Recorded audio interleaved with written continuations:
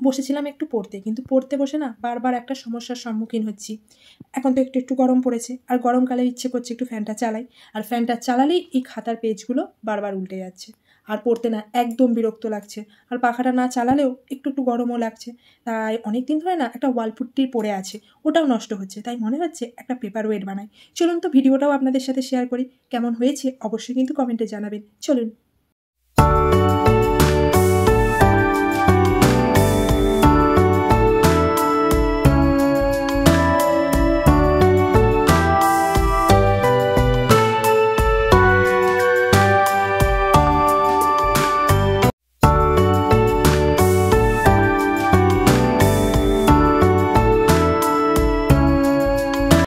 এই যে আমি ওয়ালপুট্টি দিয়ে কিন্তু এই পেপার ওয়েটটা বানিয়ে ফেলেছি, আর ভিডিওটাও তো আপনাদের সাথে শেয়ার করলাম।